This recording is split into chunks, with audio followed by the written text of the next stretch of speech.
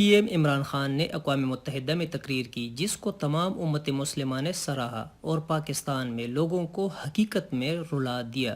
کیونکہ عمران خان نے جس طرح اقوام متحدہ میں اسلام کی جنگ لڑی ایسا کبھی ماضی میں کسی نے نہیں لڑی۔ عمران خان نے اپنی تقریر میں ثابت کیا کہ اسلام امن کا مذہب ہے، نہ کہ دہشت گردی کا، اور ریاست مدینہ نے ہمیں اقلیت کے ساتھ برتاؤ بھی سکھایا ہے۔ جب سے دنیا میں اسلام فوبیا کی لہر آئی ہے تو دشمنان اسلام کی نظر پاکستان پہ ہے اور ہر طرح سے کوشش کر رہے ہیں کہ پاکستان کو کمزور کیا جائے،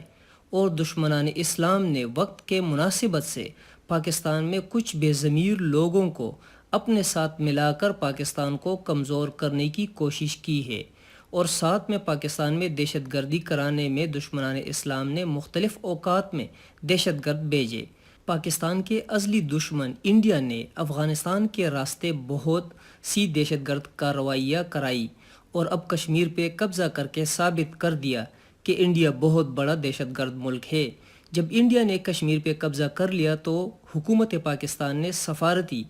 اقدامات تیز کر دیے اور پوری دنیا میں اپنی آواز کو پہنچانے کے لیے اقدامات شروع کر لیے۔ حکومت پاکستان اپنے اقدامات میں بھرپور کامیاب رہا۔ اگر ماضی پر نظر ڈالی جائے تو کبھی بھی امریکہ پاکستان کا مخلص دوست ثابت نہیں ہوا، بلکہ جس وقت امریکہ کو ضرورت پڑی تو پاکستان کے ساتھ آیا اور بعد میں منہ موڑ لیا، جبکہ ہمارے برعکس امریکہ کا جھکاؤ انڈیا کی طرف زیادہ رہا۔ ایسے حالات میں پاکستان اور پاکستانی قوم کو ایک آواز اور ایک قدم ہونا چاہیے اور دنیا کو دکھانا چاہیے کہ پاکستان کا بچہ بچہ یک آواز ہے۔ مگر ایسے مشکل ترین وقت میں جب دشمنان اسلام پاکستان کے خلاف ہے اور کشمیر پر قبضہ کر چکے ہیں، اسلام آباد لاک ڈاؤن کی باتیں سمجھ سے بالاتر ہے۔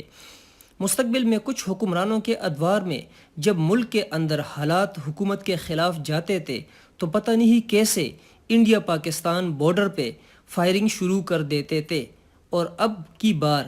اللہ ہی علم رکھنے والی ذات ہے کہ ایسے مشکل حالات میں اسلام آباد لاک ڈاؤن کے پیچھے کون ہے۔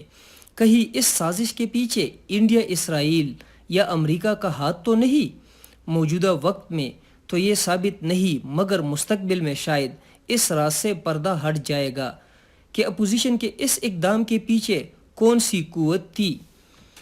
انٹرنیشنلی جائزہ لیا جائے تو امریکہ ایک طرف ایران پہ حملہ کرنے کی منصوبہ بندی کر رہا ہے تو دوسری طرف افغان طالبان